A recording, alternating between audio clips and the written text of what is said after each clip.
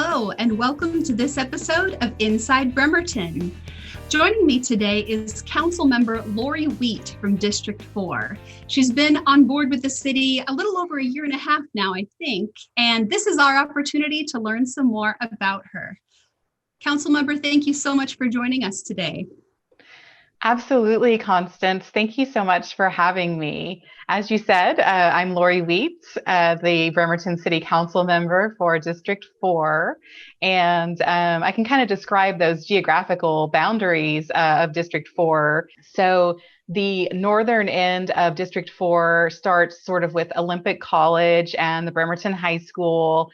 And moving south, just south of 11th Street, is the Warren Avenue Playfield.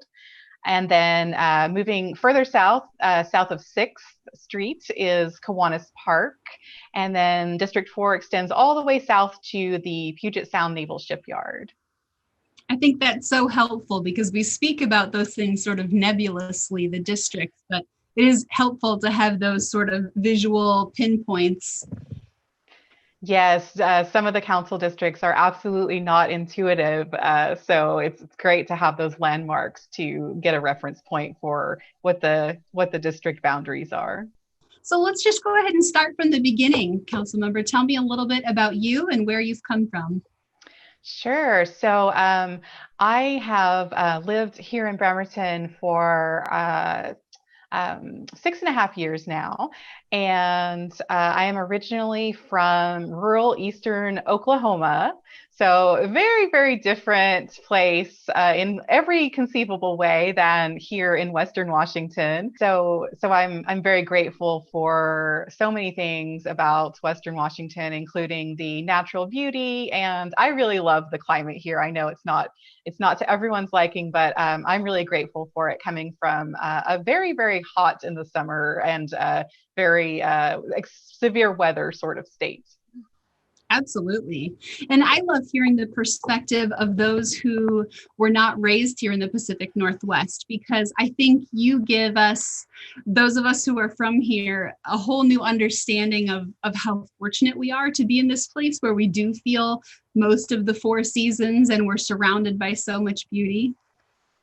Yes, absolutely. I'm sure that people who are from here also feel this way, but I'm really grateful to just never get tired of, seeing the awesome beauty, the mountains, the beautiful trees, the Douglas firs, the saltwater ways, and so much beauty here locally.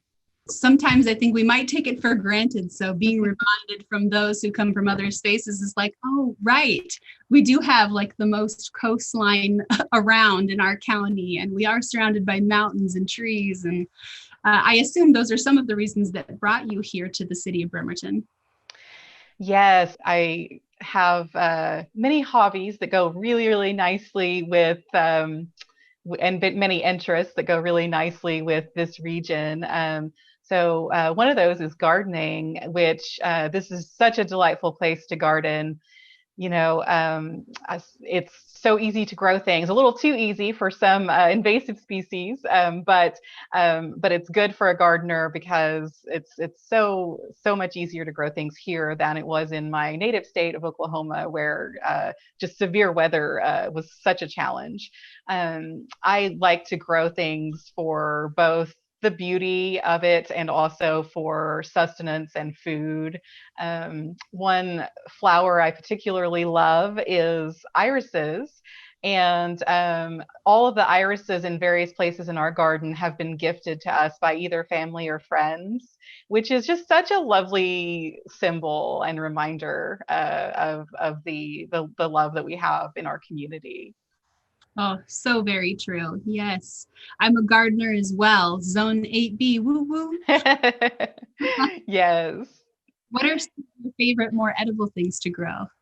Yeah, so we have a lot of chard growing right now and various other greens. We also have various fruit trees and berry shrubs. One of the most unusual berry shrubs that's producing abundantly right now that we have in our garden is a goji berry shrub. It does quite well here. It's producing abundantly. So those are sort of the superfood. Most people find them as dried berries with fruits and nuts in grocery stores. I had no idea you could grow them here. That's fascinating. Yeah, yeah. A friend gave that to us as well. So we've gotten lots of great garden plants from friends here in our community.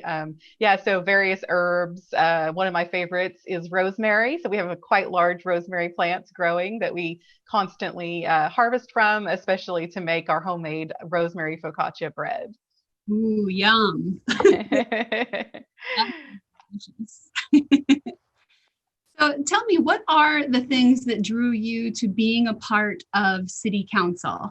You've lived here now for 6.5 years, and I mean, truly, it's quite an investment to get involved at this level of our city government. So what drew you to that?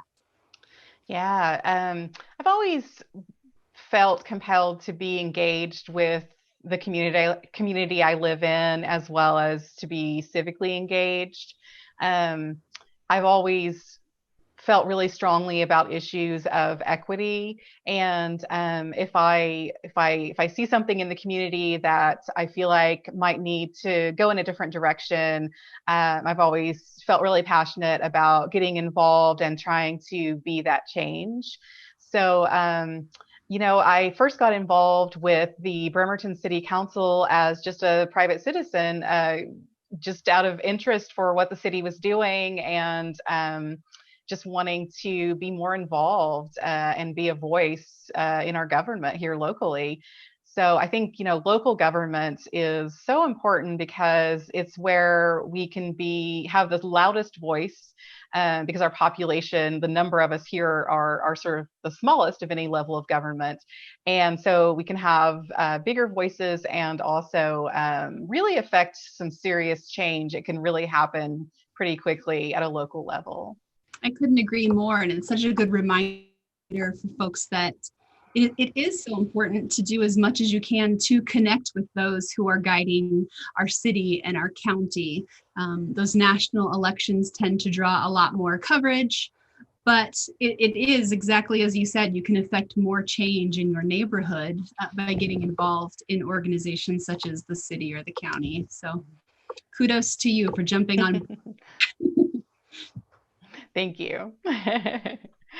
Tell me a little bit about that experience. What has it been like for you to come on board City Council and to start being engaged in this way with the community? Yeah, so at this point, I have been on the Bremerton City Council for almost 2 years, and it's been a great experience. I feel like, it's been a real growth experience, and just been taken my community and civic engagement to a much higher level. I'm really passionate about, as I've said already, community and civic engagement. And I really feel like, being able to hold regular community meetings as a council member representing District 4 is so important to make sure that the community feels heard and can be as engaged as they'd like to be. I think it's just so important for all of us elected officials to remember that the reason that we're here doing the work as city council members is to represent our community.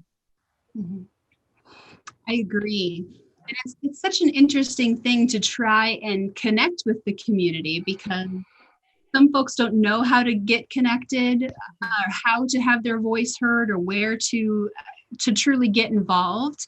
And so I agree with you, having things like regular meetings and a point of contact within our local government is just so valuable, and something I too would encourage everyone to do as much as possible.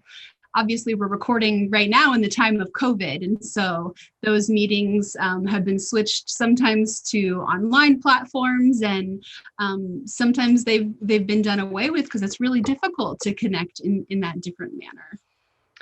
Yes, definitely. The virtual meeting format definitely doesn't replace that in-person contact.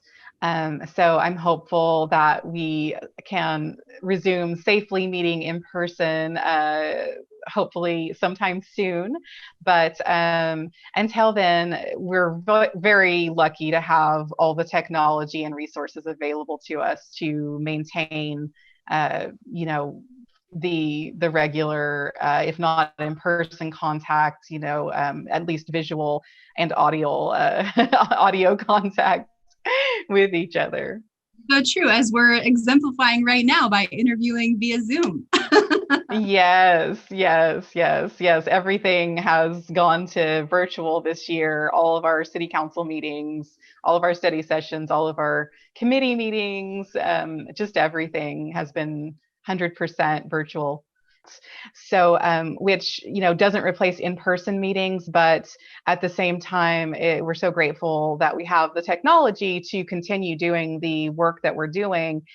And also, I would note that members of the community have indicated that they have more access to our meetings because of the online meeting attendance being a possibility. So I love that the community can be more engaged in this civic way from the comfort of their home. If they have an internet connection and a device, they can just hop on to our council study sessions and watch them, via Zoom, and then also the council meetings as well. All of the committee meetings are that way too. So we're hoping to continue that virtual format as an option, even as we return in the future to in-person meetings. I think that's fantastic. As you said, that is such an increased accessibility for folks who haven't had the opportunity to make it to a meeting. I can think of about a million reasons that it would be hard to get there in person sometimes, and to be able to just tune in at home and be able to listen while it's happening live. Of course, here at BCAT, we have all those available after the fact, but to be able to watch the meeting live and often even contribute that way, it makes a big difference. So I'm impressed with our country in that way, that COVID has forced some creativity upon us. And I do hope that we take some of those benefits and bring them along with us as we move forward. Yes, agreed. Mm-hmm. So I'd love to hear a little bit more about District 4. If you could tell me some of the current projects that are going on in your district, and then just some of the highlights. Absolutely. So, I mentioned earlier that equity and fairness are really have always been really high values of mine. And, I think everyone wants government to have a fair and consistent process in place. And I think, really everything can be looked at through that equity lens. In 2020, we really our community, I think, really started to coalesce more around calling for more equity in government. And of course, the US and internationally, we've been having those conversations to become increasingly engaged with various types of equity, including racial equity. So in Bremerton, I'm really proud of the fact that I was a part of forming a race equity advisory committee. I'm very excited about that. And the committee is formed in a way that is meant to really empower the community. I think that I'm really optimistic that when the community is entrusted and empowered, that we will all be moved in the right direction. I love most about this committee that a few of you council members, I think it's 3 of you, have started the formation, and immediately your first action was get some committee members from the community, and then as soon as they're on board, let's get even more members of the community that are then chosen by those from the community. And in that way, I think the city council has, what I feel that this committee is saying is, it's time for us as a local government to sort of take a back seat in some areas and reach out to the community and say, help guide us. We're not pretending that we have all the answers just because we're elected officials. we're saying to the community, we believe in you. As you said, we trust you, and let's move forward together. And so I love that the focus really has been on the community itself rather than, I don't know, some sort of pontificating government emotion. It doesn't feel like that to me. I think, the community, government, the community is government and government is the community. And that's so important that be made clear by elected officials, and that the community really be empowered. So yeah, there are 3 council members on the Race Equity Advisory Committee and 7 community members. And what you described is exactly the process we use to bring those community members on board in stages to try to maximize the community's inputs and empowerment. I'm so excited to see what the committee puts forward as some hard actions and really get some motion. Again, we don't want anything that is just a publicity stunt, or, I think the committee is hopefully going to have some teeth and really move some things forward in our city. And I think that's an exciting time, something I'm proud that we're working on, and I'm proud of the community members who have been dedicated to that work. I think it's fantastic. Yes, agreed. And I think, what you just said, not making something a publicity stunt, or sort of, I've heard the term performative, performative ally. I think that's extremely important. I think that, acknowledgement of something, acknowledgement of an issue of racial inequity is a first necessary step, but absolutely just a first step in the direction where we have a lot of work to do. Thank you for your part in organizing this group and keeping it moving forward. It's fantastic work. We're great. The community's grateful. And what else have you been working on? Yes, and absolutely. And I do want to say that my colleague, Councilmember Leslie Dowgs, was the person who had called for the Race Equity Advisory Committee initially and had been calling for it for some time. I was supportive of her efforts all along, and I'm so glad that we could bring along a majority of the council to support it. So thank you to her efforts on that. So some other things that have been happening in District 4 specifically are that the Warren Avenue playfield at 11th and Warren is getting a major renovation, a huge makeover. Very excited about that. I love our parks. Our parks are part of what really attracted me to Bremerton when I first visited back in 2012. I love that we have access to our saltwater shores and also forests. So the saltwater shores at Evergreen Park, for example, forests at Forest Ridge Park, Stevenson Canyon, Madrona Trails. It's just right here in our city. It's so accessible to everyone. And speaking of accessibility, one of the major upgrades that is happening at Warren Avenue Playfield is to improve ADA access to that park. That's so fantastic. I know that's often lacking in playgrounds and spaces like that. And as we talked about with the REAC committee, it's never been more important than to make sure that we're being as inclusive as possible. Yes. Definitely. We want everyone to feel like they have access to everything our city has to offer and to be a part of it. And so these ADA improvements are hopefully going to make that more possible for everyone. Another park in District 4 that I really love is Kiwanis Park. It was getting its major renovation when I came to visit Bremerton the first time, I believe, back in 2012. So I got to see it in its sort of construction state. And then I've really enjoyed that park. I frequently, my spouse and I frequently walk our dog there and around the trail, and it has fantastic views of the Olympic Mountains, and those beautiful sequoia trees that are on Veneta Avenue in District 4. But you can see those from the park as well.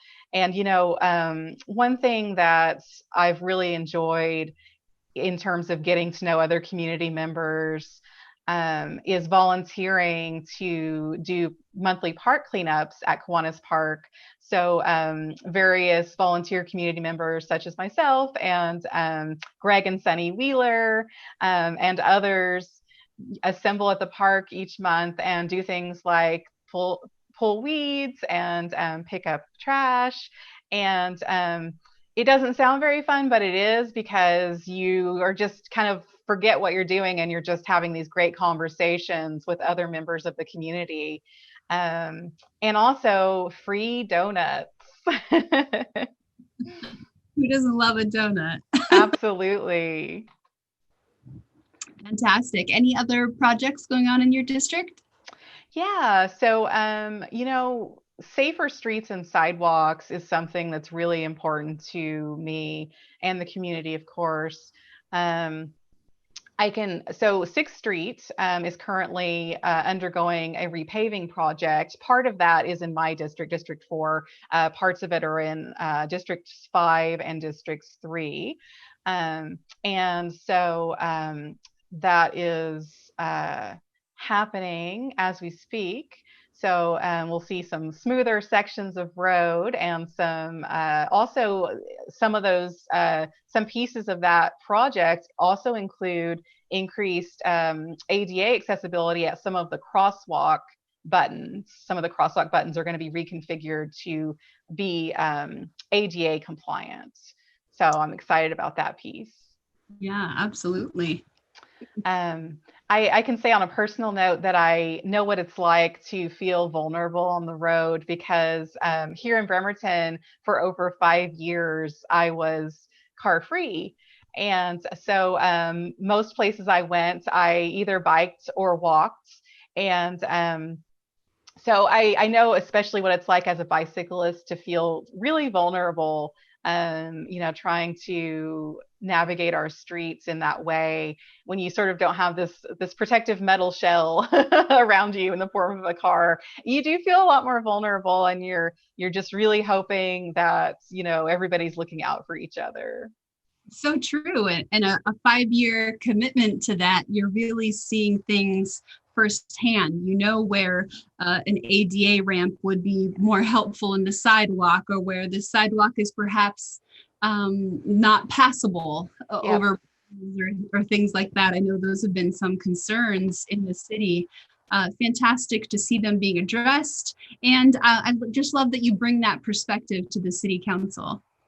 Thank you. Yeah, Warren Avenue is one of the ones that I've gone across on the sidewalk portion, both on foot and on bike. Unfortunately, there's not a really safe way for me as a bicyclist. I don't feel comfortable riding my bike on the street. There aren't any bike lanes on Warren Avenue, on the Warren Avenue Bridge. And so I just ride on the sidewalk when I cross the Warren Avenue Bridge, of course, deferring to pedestrians. And unfortunately, the sidewalks are so narrow that, if I pass another bicyclist or a pedestrian, I have to stop and sort of press my whole self and bicycle sort of against one guard railing to let the other people pass, especially if it's another bicycle, and then or a stroller. But I think that the width is such that right now in its current state, if two wheelchairs were to meet each other trying to navigate in opposite directions, I don't think they could pass each other. I don't know how that could happen. And that's a really long bridge, and that's really got to be fixed so that doesn't occur in the future.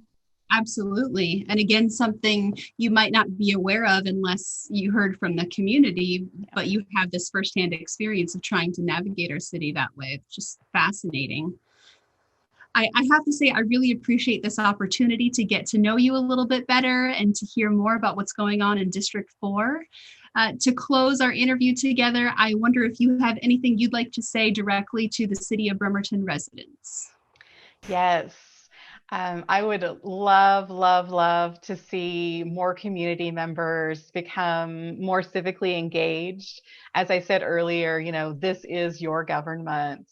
You are the government. And I know folks have really busy lives, but if you have a few minutes to check out the City of Bremerton website, you can find the exact same materials that are made available to us as council members on the website. So the agendas and agenda packets for council study sessions and meetings are all available there.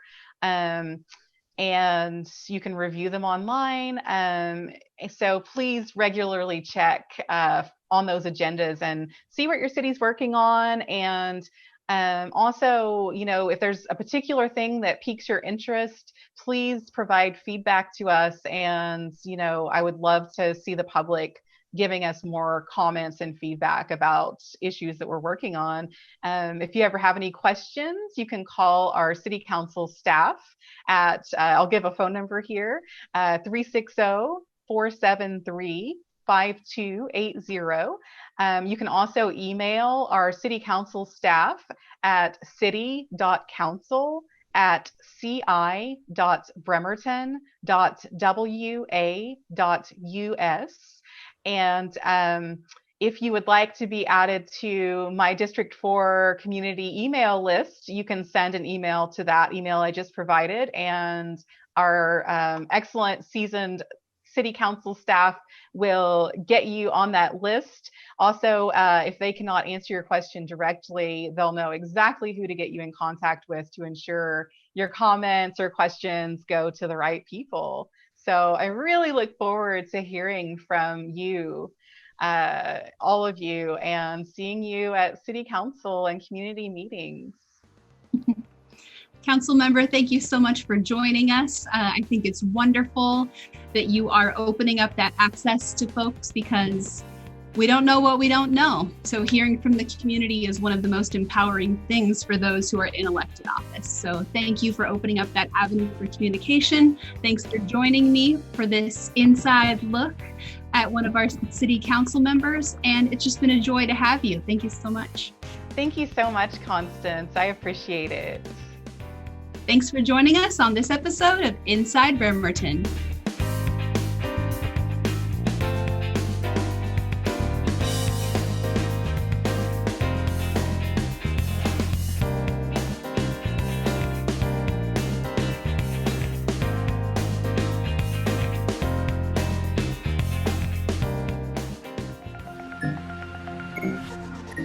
Uh-huh.